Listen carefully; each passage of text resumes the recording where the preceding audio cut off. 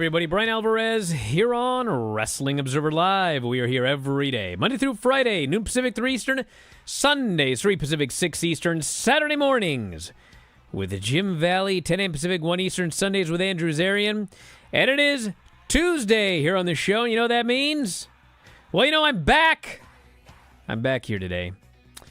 Got a lot to talk about.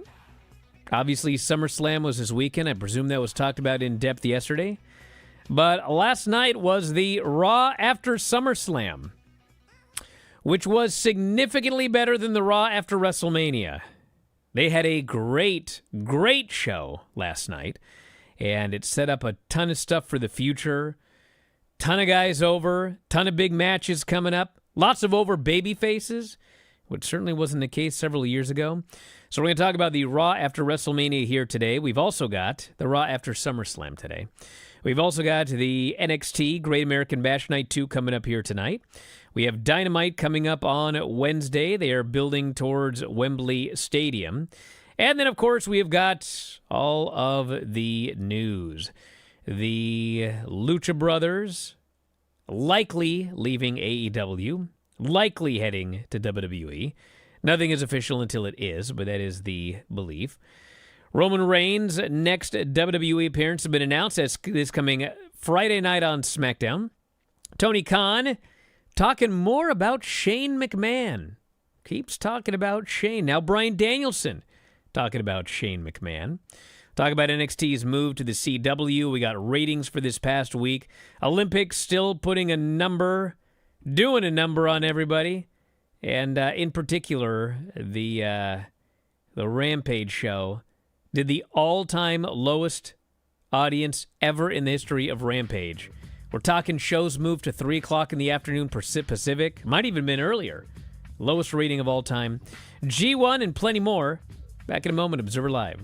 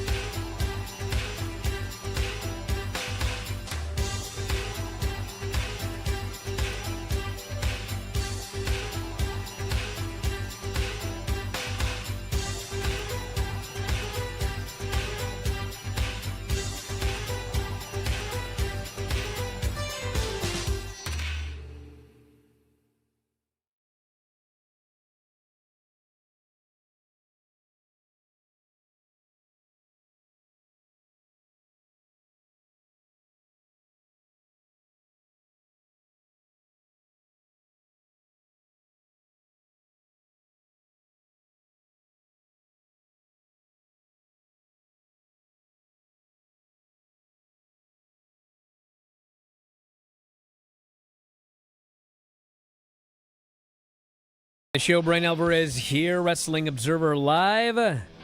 Mike Sempervive, also of WrestlingObserver.com. Yes, I have returned. Finally. Did you miss it? Depends. I always miss part of it. Not I wish all you were of here it. on Friday, I can tell you that. What happened on Friday? Oh, nothing in the news that I didn't want to cover that I ended up having to cover. That happens every day. Yeah, well. We got to talk That's about true. the With that Lucha company, Bros. It does happen every day. The Lucha Bros may be leaving AEW, it says here. Bryan Alvarez, yes, that's me, is reporting the internal belief within AEW. Both Penta and Rey Fenix will be leaving the company for WWE when their contracts expire. Wait a second. So we're saying for once on this show, we can tell the people Bryan Alvarez reported this? Well, here's what you can tell the people if you want to. All right. You could tell the people that the belief within AEW is they're leaving. And this is from multiple people. And until they leave, until they sign with WWE, nothing is official. I can't tell you 100% they're going to WWE, but it is believed that they are leaving. And it is most likely the WWE... Well, how can I say this? We don't know, obviously, and, you can't negotiate with the other side at this point. But there have been several luchadors that have gone to WWE of late. Andrade has gone back. Dragon Lee has gone to WWE. Santos Escobar is obviously with WWE. Rey Mysterio has been there for years. And they are making a lot of money. And Penta in particular is 40 years old, and he wants to make a lot of money. Now, maybe AEW is going to throw a lot of money at him. I don't know. But people there are under the impression that they are leaving. And we'll find out soon enough. They've been there since the very beginning. And, I don't know how much they really care about getting pushed. Getting pushed is more important for some people than for others. A great example is, Shinsuke Nakamura. Okada. Actually, the best recent example is Okada. Okay? Why did Okada go to AEW? Because they paid him 7 figures, and he doesn't have to do anything. Okay? So he's happy as a clam. Is he sad that he's not in the world title scene wrestling? He doesn't care. He's done that, and now he's making his money. And, I think that the Lucha Bros, they want to make their money. And WWE is throwing around a lot of money, and we shall see what happens. I mean, there could be other aspects of it. I mean, if you look at the Lucha Bros, I mean, they're there. They win titles every now and then. They, get hurt and disappear and come back. I mean, where are they now compared to where they were 5 years ago? They're in the exact same spot. And, there's certain people in AEW that are in a much better spot now. But there's also a lot of people in AEW that are exactly where they were 5 years ago. And I talked about this a while back. I mean, this idea where everybody goes one direction for a while. It was like everybody's going to WWE to AEW. And I said, the day will come when people start going the other way. And we've seen people choose WWE over AEW. There will be more. Obviously, there will be some that will go to, AEW as well. But, that's the update. Lucha Bros probably heading to WWE. I really don't have anything to add on that. Although right now would be the best time for them to go now, wouldn't it? With WWE being as strong as they are and throwing around the money that they have.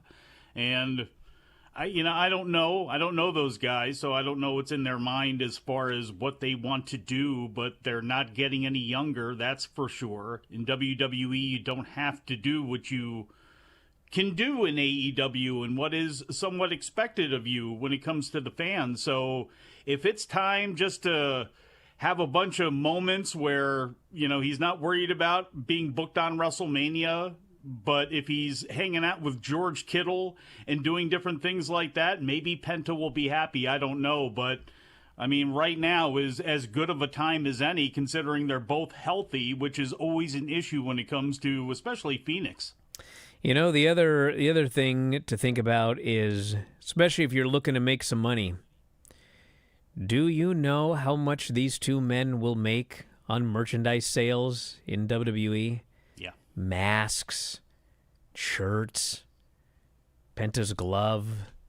I mean, they will make a killing on Bryan, merch. To be fair, to balance that out a little bit, the only guy who's made real money off a mask in the last 20 years in WWE has been the only guy that they've actually pushed to a level that people wanted to buy their merchandise, and that's Rey Mysterio Jr. And if you are a fan of these guys' matches and their catalog, make sure that you have all that if they do decide to go to WWE, because they won't be working like that. And it's possible that they do end up in an LWO or something like that. And it's very possible that as characters they spin wheels, because that's what it's been for everybody else that's gone there. Now, if I'm WWE, of course, I mean, it's Penta and Phoenix. Look at Penta in that mask. Look at obviously the Kittle thing, which they will play into. If they don't sell those masks, then they're absolute idiots. But to jump in and say, well, boy, they're going to make a lot of money off of merch. They should make a lot of money off of merch, but nobody has who's been in that position with the exception of Rey Mysterio. Well, and The Fiend. That guy sold a ridiculous amount of masks. I understand that, but I'm talking about luchadors, not... Well, we haven't really had a lot of masked luchadors, with the exception of Dragon Lee, and exactly. I don't know how well his mask is done. But also look at how they have treated those luchadors, too, when it comes to merchandise. It's not like you see a bunch of... Actually, bro, listen, Go there is a ton of LWO merchandise, and they sell a ton of merchandise. Like, I know, yes, when Vince was around, they didn't do anything with the Mexicans. And yes, you can say, well, where has Dragon Lee been? But if you look at, like, you know, how it is now as compared to before, I mean, they've done a lot with the LWO. They've done a lot with Andrade since coming back. Not as much as, you know, maybe he was doing... Actually, I don't even know if he was doing better in AEW, to be honest with you. I mean, he's probably doing that... paid for not working. Best of 7 with Carmelo. And they are treating the luchador significantly better now than they ever have. And we'll see. I mean, we'll see. Roman Reigns returns on Friday to SmackDown. So they're looking to boost those numbers. And really, there isn't much time left for SmackDown. This is the final month of SmackDown on Fox. They're going to be moving to the USA Network early. And Roman Reigns is going to be there. And we'll find out if he's doing anything on the Berlin show. I guess we'll find out what his next match is going to be. But he's going to be back on Friday, and it should be the best SmackDown number, even against the Olympics, in quite a while. SmackDown actually did fine against the Olympics last week. It was actually up from the week prior. Collision, oh my God. Collision got murdered on Saturday night. They moved early, and according to Brandon Thurston here, Collision did 189,000 viewers. Wow. And a .08 in 18 to 49.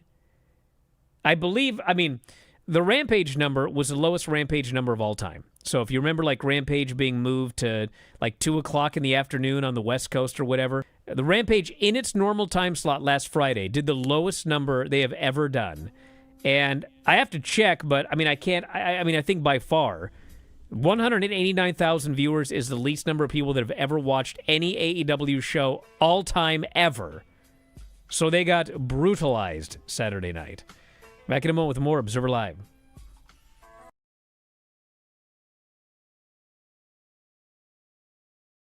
We did, in fact, by popular demand, watch Ready to Rumble. The champion is some fat loser. Yeah, he's a completely talentless, no athletic ability, can't wrestle, broke bum that walked out on his wife and kid. But he was he's over. the world champion. He and was in the movie. The but that's a storyline microcosm of wrestling, sadly. Yes. He feels so bad about drinking this entire slushy that costs $1.26, and he sticks his finger in his asshole and walks up to the clerk. Lance is dying. How could the movie be so bad? I'm not going to fault the man for that, of all the things in the movie. I thought for sure you were going to say you'd done this before. There's a reason I'm not going to fault the man for that. I just think with all the porta potties and farting in this, that I think Vince McMahon was a secret producer on this film. Had to have been. So then we get the Shermanator. He's played a WCW arcade game. He uses some internet sleuthing to find the personal information of Jimmy King. He's searching the internet. Gonna find out anything on here. This movie was so antiquated.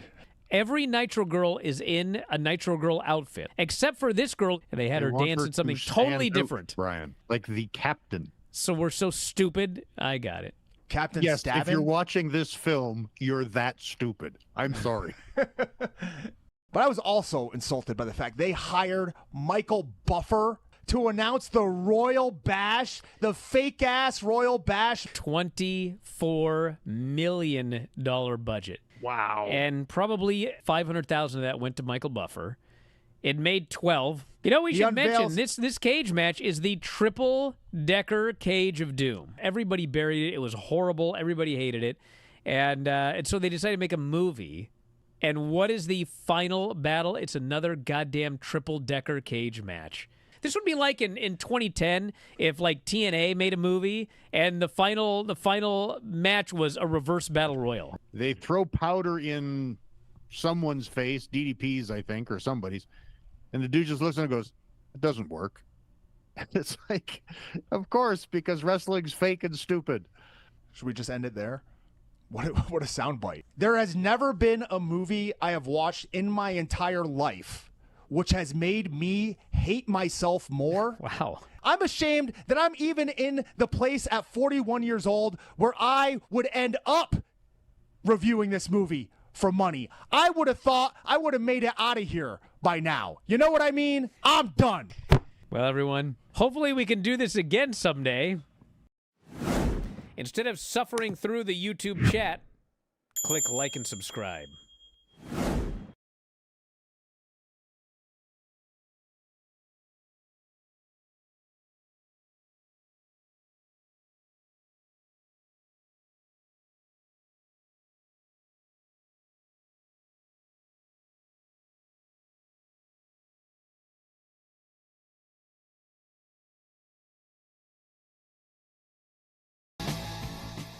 Back here on the show, Bryan Alvarez here, Wrestling Observer Live. Tony Khan commented on his meeting with Shane McMahon during a recent interview with ESPN Radio. He was asked about it on the Sedano and Cap show, and he said, "Well, as I understand, he's not doing anything with WWE, and I had a really nice visit with him. I had heard from a lot of people that he was interested in talking, and it became, frankly, a big media story to the point where I was getting asked on the record questions about it, and I answered them, and just like I'll answer you now. I had never met him in advance of my first conversation with him. There was a lot of buzz about this, so I thought it would certainly be worth talking. I have a lot of respect for him. I had never met him, but he seemed like a really nice guy. I sat down with him. He was fantastic. I really enjoyed talking to him, and he is a very smart person about wrestling. And I thought he was a great guy, and we have a lot of mutual friends, and we both happen to be in Dallas. A mutual friend linked us up, who was one of the bigger names in pro wrestling. By God. And that friend put us on a group chat. We were both in the same town at the same time. He then stated... That could be JBL, could be Briscoe. He then stated... Yes. The picture that leaked online... Leaked. Was taken by someone who just, quote, busted it in and took a photo. Busted it? That's what we said. Busted it in. Somebody, he said, in the middle of talking at an airport conference room, somebody just busted in, I guess, and took a photo. But I think that's fine. Okay. I bet. There's nothing wrong with a couple of people getting together and talking about wrestling. I think that's part of what makes wrestling so great, is there is a lot of talk, and we're all fans at heart. Everybody talks too much. Bryan Danielson would be open to working with Shane McMahon again if Shane ends up coming to AEW. Oh, jeez. He did an interview and said, I'm open to working with anybody. I don't have beef with anybody. So yeah, 100%. He said he doesn't have any inside information on what's going on between AEW and Shane. And if he did, he would not disclose it publicly anyway. It was interesting because Tony mentioned to me after the photo had come out, he said, oh yeah, I didn't want to tell you this before, but I met with Shane McMahon. I didn't say this, but I was like, yeah, I know the picture was everywhere. Although, to be fair, I'm not aware of a lot of things because I don't go on Twitter and I don't go on social media and all that kind of stuff. Smart man. So that's the story. That's the story. That is a story. It's a story, all right. Although it is completely believable to me that a fan would hear that Shane McMahon and Tony Khan are in the same place and kick open a door at an airport, considering the ass that these people show on a regular basis with wrestlers at the airport. They took that picture and they went running. Now, Tony was like, ah! yeah. Ah! Oh, boy. Yeah, that's what happened. I was entertained by this story. So at SummerSlam, they did that Logan Paul match, and he lost to LA Knight, and his foot's under the ropes. Oh, boy. Yeah, they are going to follow up on that. He has filed a lawsuit. Okay, he's filed a lawsuit against LA Knight, accusing him of civil theft, willful property damage, which actually I can buy that one. He stole that truck and destroyed it. So, I mean, that's all right. Busted up those fake windows on the side. But my favorite part of this is that his lawsuit that he filed, he has a demand for a jury trial. I am begging for this to go to trial, and we can cover this every week on this program and on SmackDown. As we have courtroom footage, have somebody outside the courtroom. My God. Do we have any famous wrestling barristers we can bring in for this? A jury trial. Well, the barrister, I mean, he doesn't work for WWE. Well, that's the actual one, Artie Evans. No, not him. We can't do that one. But is there anybody else we can bring in here? I mean, I'd not do it. NXT is going on the road to kick off its move to the CW. Shawn Michaels revealed on social media the October 1st premiere episode of NXT on the network will air live from the All-State Arena. Damn. The brand will head to St. Louis the following week, although he did not mention a venue. So actually, if All Out ends up being in Chicago, that means WWE is running NXT 2 weeks later. 2 weeks later at the All-State Arena. CM Punk there, Randy Orton at the show in St. Louis, so it's not going to be a small venue. I don't think Randy's coming out to the community college, but be interesting to see how those shows are revealed and what their plan is going to be for that show. Are they going to return to the Performance Center mostly, or are they going to run some smaller-sized buildings? I wonder how that whole thing... It's going to be interesting to see how this whole thing ends up evolving and playing out over time, and what the ratings end up being on CW and how it's received. So yeah, they've got 2 weeks. Randy Orton's going to be there in Chicago, in St. Louis. CM Punk in Chicago. They've already released their first 30-second ad. 5-year deal with the CW. My God, 5 years of NXT on the CW. I'm going to have so much material. Dear God. Are you going to start watching some of the other shows on the CW? No, of course watch not. a little No Penn and Teller for No, you? I figured you'd be a Penn and Teller I guy. have seen that show a few times when it's someone that I liked, but It's their #1 rated show, if I'm not mistaken. I believe that. Other than sports. The only problem I have with the show is you got to trust those two. You know what I'm saying? Well, Like what do you mean? You do. Well, I was talking about the magic show. Yeah. Yeah. Well, you got to trust him because like some guy does his big performance, and then like you have to trust whether Penn and Teller actually figured it out or not. They're like, we know that one. And it's like, I missed out on millions because of this. But then every now and then they'll be like, you got us. It's like, really? Is this all for show? If it's got an executive producer, it's all for show.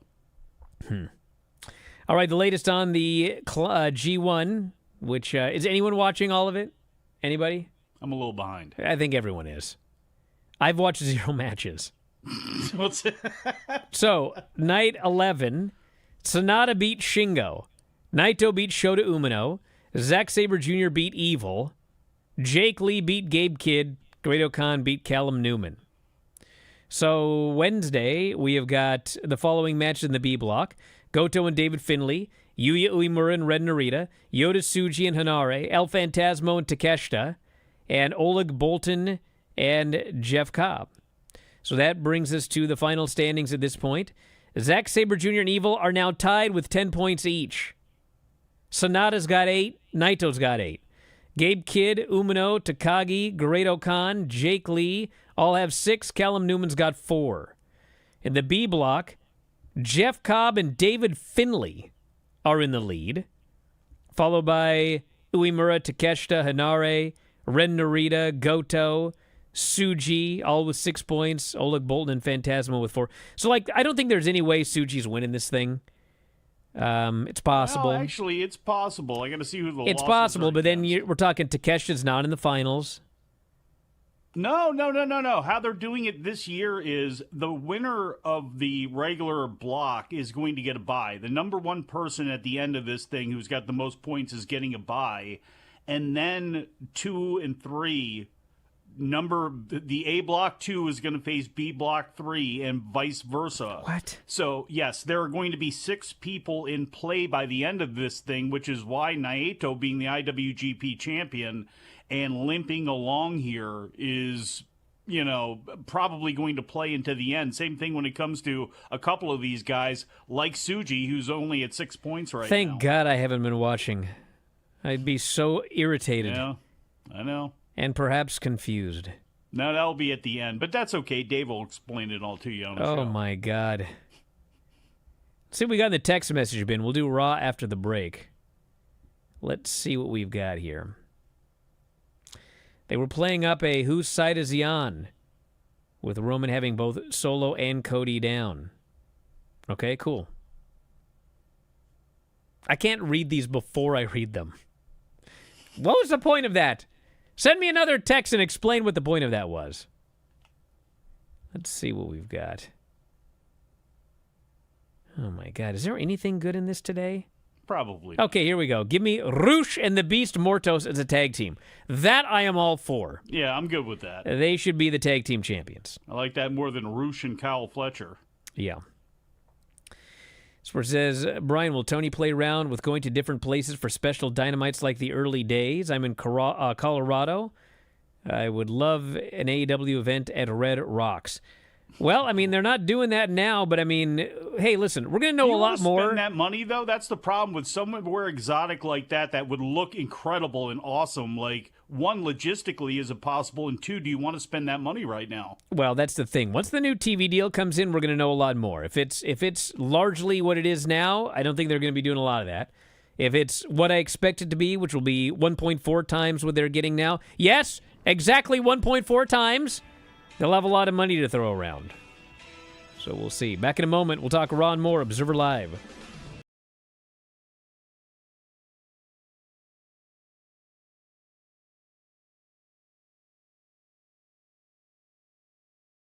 Granny, what's happening? What do we got for the wrestling report here today? Top or something. Talk or something.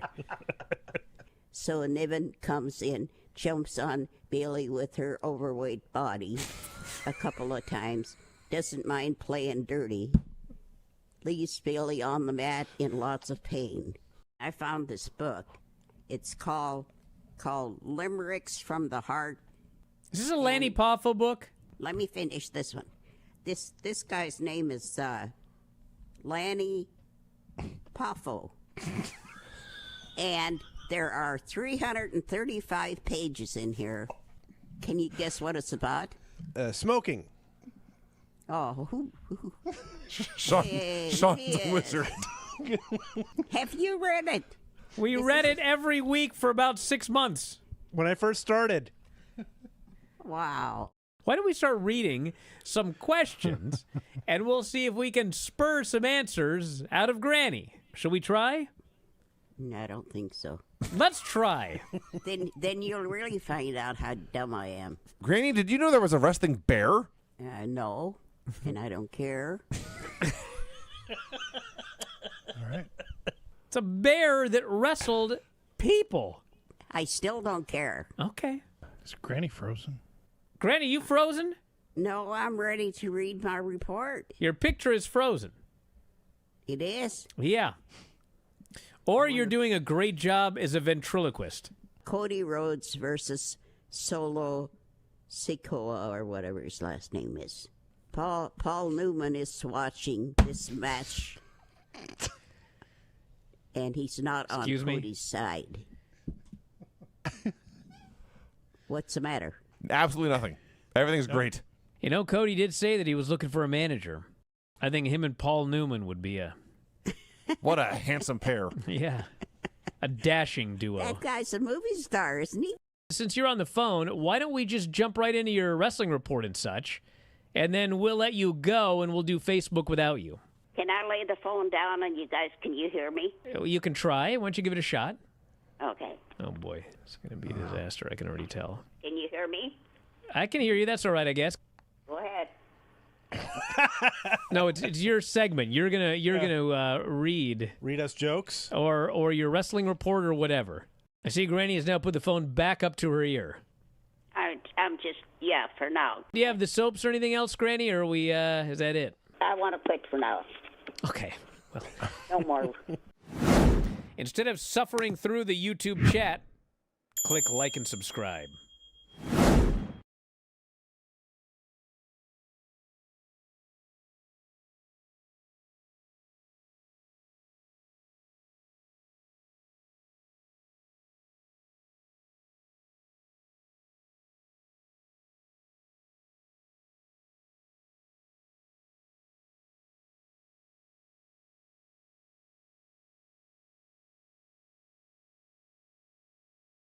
Well, let's talk about maybe the best Raw of the year. It was a good one. It was awesome. Baltimore. Oh, that's why? It helped. I don't know about that. They were pretty good. So Ludwig Kaiser introduces Gunther, and he comes out, and he's got his suit on and his belt, and he looks like $1 million. And out comes Randy Orton. And Randy reminds him, he said, I'm the reason you're the champion in the first place, because you won King of the Ring beating me, but you know what? My shoulders weren't down. And I will accept the referee's decision as final, but you know what? Everybody, including Triple H, knows that my shoulders were not down. And so I'm cashing in my rematch right now. He's going to face him for the title at the Bash in Berlin show, and he vows to leave the World Heavyweight Champion. So Gunther accepts the challenge. They go face-to-face, and Gunther tells him, nothing ever catches me out of nowhere. And Randy says, that's fine. I don't want to catch you out of nowhere. I want you to see it coming. They leave. There's no brawl. Two professionals. Going to have a professional wrestling match for the World Heavyweight Championship. I thought this was awesome. You're not going to complain about the brand split or anything? Nope, don't care. Good. Because they've never pushed it. It's like, these people are on this show. These people are on that show. But they never say they can't go to the other show. They never say that when they face each other, it's once in a lifetime. So, great. That's the way it should be. And it's going to be a show where they're going to be in Berlin anyway, so you're going to have everybody all mixed and matched in all likelihood. And I do like the fact that they have announced this, gotten this out of the way. Let's go with it. We had Sheamus versus Ludwig Kaiser. This frickin' match was awesome. What the heck's going on with Sheamus? Like, this guy, I mean, he was always, like, good and everything like that. But, like, the older he gets, the better the matches are that he has. And it's mostly because he'll just beat the crap out of the other guy and get the crap beat out of him. And him and Kaiser just pounded on each other. And the finish was great because they're doing this striking battle, they're just pounding on each other. And Sheamus ends up hitting a clothesline off the post to the floor. And he throws Kaiser into the ring. And all of a sudden, out comes Pete Dunne with the shillelagh. And he tries to hit Sheamus, but he misses. And Sheamus sends him into the announce table. And then Sheamus flies into the ring, and everybody knows what's going to happen. Distraction finish. Kaiser pins him. Nope. Sheamus avoids it, kills this dude with a brogue knee, kills him with a brogue kick, pins him in the middle of the ring. It was awesome. So now we get Sheamus and Pete Dunne coming up, which also should be great. You know what my big thought was coming out of that? Boy, this Intercontinental title picture could be really awesome because I like Kaiser. Sheamus fits in that mix. Obviously, you got Braun there. Ilya Dragunov is lurking around as well, too. Pete Dunne. You could have a lot of guys, fighting over that title and making it something valuable. It's been with Gunther and Sammy. They did a great job with that. But those old days of people really mixing it up for it, I'm all about that. So then we had Damian Priest coming out, and this guy is so over as a babyface, and he's a great babyface. And he cuts his promo about how I watched my own documentary. I didn't realize what people thought about me, and you know what? You guys are my new family. And I'm not happy I lost the title, but I can win it back. But you know what I'm unhappy about is I've disappointed my family, and my family was robbed of that title. Therefore, Finn, get out here for a beating. And Finn appears on the big screen, and he says, you know what? I ain't coming out there tonight. But I got somebody who's going to take you out tonight, and it's JD. And I'm just going to wait until you're safe and comfortable, and then I'm going to jump you in from behind and stab you in the back over and over again. And up walks Carlito, JD, Liv, and Dom. They're all laughing. The new Judgment Day. Priest is furious, and he storms to the back.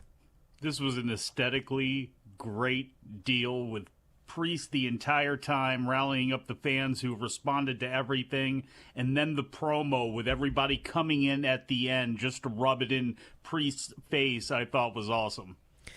And we had Pierce on the phone, and Bronson walks up, and he goes, how come I beat Sheamus last week, and Sheamus gets a match tonight, and I got nothing?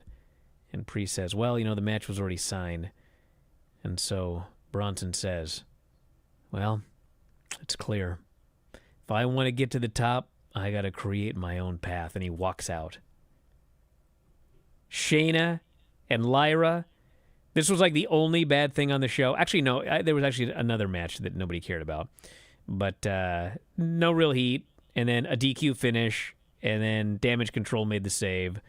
This was pointless. Then we had Ivy Nile meeting with the Creeds. And old Maxine walks up. She says, and I quote, I haven't seen you for weeks, and the Creed brothers have been viciously attacking Tozawa and Otis. Howled with laughter. She gets dragged away by Gable. So they're playing up that Ivy Nile doesn't want anything to do with these heels. Just you wait. CM Punk came out. He's all happy. Why is he happy? Well, he claimed that I was supposed to be out for 9 months, and I made it back in 5. Boy, here we go. Anyway. Split So those hairs. he wants to fight Drew. It's not splitting hairs. He said every time, tell me when I'm telling lies. So if you asked for people to tell you when you're telling lies, he's telling a lie here. And he told another lie later. You said the same thing, and you respond kind of in this. Never mind. Go ahead. Hey, tell me when I'm telling lies. He told a lie. Oh, what's going on here? God's hitting you with lightning. Nah, it's something else. Oh. Okay, so then he calls out Seth. Or actually, no, he calls out Drew, but Seth comes out instead. And Seth, no stupid outfit, no dancing. He wants to fight. And he's about to get in the ring, and all of a sudden Drew shows up in the crowd, and Drew starts trolling both of these nerds. And they want to fight each other, but Drew's like going on. And then finally Drew, he holds up the bracelet. And now Punk can take no more, and he bolts out of the ring. He chases Drew through the crowd, and then we had the greatest Raw moment maybe in years. This would have only been better if Seth had been wearing a stupid outfit. Seth is alone in the ring because Punk has gone after Drew. All of a sudden, he is blindsided by Bronson. Bronson runs this dude over. Seth tries to fight back. Bronson kills him. He hits 2 sentons, and then he lays him out, and he goes up, and he crushes him with the tsunami. And then he gets up, and he starts climbing again. And he gets to the top, and he hits a second tsunami. So now all these nerds come down to try to save Seth. He's been tsunamied twice. And they pull old Bronson out of the ring, and they're bringing him up the ramp. And all of a sudden, Bronson makes a break for it. And he runs down to the ring, and he starts climbing. And all the dudes are looking up like, oh, no, because they're, like, tending to Seth. Bronson doesn't care. He jumps, and they all go running, and he crushes Seth a third time. He tsunamied him. He tsunamied him a third time. Now the crowd's like, this is awesome. They're chanting, this is awesome. So he jumps up. He starts climbing again. He hits a fourth one. Now the place is going crazy. He goes up a fifth time. He hits a fifth tsunami. So by the fifth tsunami, like the crowd's just, they're chanting one more time. So he goes up a sixth time. He gives him a sixth tsunami. And Seth is spitting up blood. He's gagging. He's vomiting blood all over the place. And Bronson, he tries one more time, but this time everybody grabs Seth and they pull his carcass out of the ring to save his life. This was so great. This was so great that, like, I think everyone's kind of liked Bronson Reed and everything like that. And, you know, he'll have good Haas matches and everything. But, man, this was like this guy was a main eventer. They turned him into a main eventer in one night, crushing this geek 6 times. And Seth is like, he's at the top. He's the top guy. And Bronson just ruined this dude. And I think Seth will probably be out for a little while. Played it up big like he was a big-time injury angle. He should be out for a while. He should be out for the rest of the year. Bronson was just the greatest here. This was awesome. So then they go to break, they come back, and Pierce is trying to get an update, and Punk walks up and he's screaming, and he wants to know where Drew is, and Pierce says, I personally walked him out of the building. He's gone. He's not here tonight. And Punk says, I just want to talk to him. It's like, that's another one. You are telling a lie. You do not just want to talk to Drew McIntyre. You want to murder him. So it's best that you guys are kept apart. AOP versus the New Day. It's another one here. I'm like, who could possibly care? They've been trying to build this feud for like 3 months, 4 months. Nobody cares about this feud at all. Now we're watching AOP and the New Day, like, oh my God. And so it ends up with the heels. They just keep interfering. Karrion Kross pushes Woods off the top. All of a sudden, who should show up but Odyssey Jones? And Odyssey Jones shows up, and man, he destroyed these heels. And AOP are big frickin' dudes, and he ruined these guys. It was incredible. And double side suplex, I mean, everything. He looked like $1 million. AOP is huge, and for those people who haven't seen Odyssey Jones, and you have not in a long time since he's been on the main roster for months and they haven't used him, he picks up one dude, Azar, I guess, or whatever, and whatever. Both of them under each arm, picks one up, then the other one up, then delivers the sidewalk slams. It was visually an incredible, incredible moment. So he looks awesome. And then they go backstage later, and Woods is like, I didn't even know you guys were friends. And Kofi's like, yeah, we were at the Performance Center together. I met him. I told him you were having problems with this final testimony or whatever, testament, and he came up to help. And you can see Woods is like, I don't need this dude's help. What have you got another friend for? But he smiles. I'm like, wow, this is a good storyline. He's about to snap. JD cut the best promo of his whole career when he talked about Priest and He's had like 8 months of anger at Priest built up, and now he just slices and dices this guy. You didn't want me in your cool club. I was the only guy Finn would listen to. He listens to me before you. Now I'm going to get my revenge because I'm in this group and you're out, and I'm a champion and you've got nothing. It was awesome. A-Town down and Awesome Truth. Whatever, who cares? Got too much to talk about. Braun Breaker cuts a promo. It's going to be him and Sami Zayn in a 2 out of 3 falls match next week, which I think very well could be 2 straight falls for Braun Breaker. Then Damian Priest and JD. They had a bad finish when Finn ran in for the DQ, but this post-match was great. Priest tries to beat these guys up, but it's 4-on-1. They're pounding him down. The new Judgment Day, they're killing him. And he finally goes for the edge, but Liv makes the save. And so Priest and Liv are going face-to-face, and Dom chop blocks Priest, and they're beating on him, and all of a sudden Rhea Ripley's music hits. Place goes crazy. And she grabs Liv, and she's destroying her. She goes to powerbomb her through the table, but Dom makes a save, and they go running. And then in the ring, Priest is like, he's still getting beaten down, so Rhea gets in the ring, and JD goes face-to-face with her, and she ends up boom, hitting him with a headbutt. He stumbles backwards. Priest hits him with this gigantic South of Heaven. This building is shaking. And then Rhea and Priest do the big hug, and everybody's going crazy. This was awesome. They got to do Rhea and Dom. I know they don't like the man-woman thing, but come on, Rhea against Dom, please. We had Io Sky and Sonya Deville. Io won that. The heels had beaten up Dakota backstage. I was told Dakota is not hurt. I was immediately thinking she'd torn her ACL again, but she did not. And then the main event was Joe Gacy, Dexter, and the Vintner against Chad Gable and the Creeds. And it was a fine match. I mean, there was no magic. There was no hocus pocus. The babyfaces beat up the Creeds. They pinned Gable. Everybody was happy. Like, it was a good little segment. We can talk more about it after the break. Observer Live.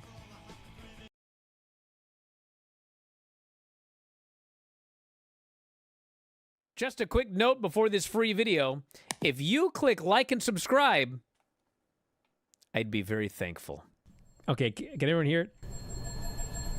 Yeah. There's a mystery bell at Granny's house. She can't hear it. Take off your headphones for a second. I had them on wrong anyway. Okay. I can't get them on right. What? Take them off and listen. You have in your elbow? Is the fan on a computer? Nothing. All right. Well, this is going to be an exciting show. Gonna have bells ringing through the whole thing, and it's every week. It's got to be me. Oh, Do you have a neighbor that's an ice cream man No, practicing out there? I got a neighbor that smokes marijuana. I'm sure you do. I guess Whatever that noise is, I mean, it's still going. Yeah, it's not going to stop, dude. Brian, do you want me to get off here and go see if open the door and see if there's anything out there? You think something's out the front door? Is he ringing the bell the entire time? No, Granny, you don't. Let me in. Let me in. It's fine. It's fine. If it's death, don't open the door. Thank you, Craig. This person thinks it's a stove timer. Have you burned the roast? No, I don't have a stove. You want me to just get off here? No. We're going to barrel through it. I'd love it. You're not even doing anything. Granny, Nick says that you've got an old-fashioned analog alarm clock in Terry's bedroom. I don't know. I got a new alarm clock. Battery operated. Is that what she meant? Well, whatever it is, it's going haywire right now. Oh, it might be my alarm. Do you think? But it's way back in the bedroom. Don't worry about it right now. But when the show's over, you might want to go... That's what it is. Okay. Solve the mystery. Is there a reason you didn't turn it off when it started ringing? Well, I wasn't in there. I didn't. Duh. I took a nap. I took a nap and set the alarm. I thought I shut it off, but I probably didn't. No. You probably didn't. That's like I would say with a good deal of certainty that you didn't turn it off. Brian. That's life around here. Yeah, I'm well aware. I do the show with Dave, too. Say, Hear all sorts of things in the background. did I do that? You know, Yeah, you did do that. or I thought I did that, but I didn't. In there. I wake up and I see lights on, and I say, I didn't turn those lights on. What's going on? Maybe the place is haunted. Could be. Okay. It's my brain that's haunted. Well, I hope not. Instead of suffering through the YouTube chat, click like and subscribe.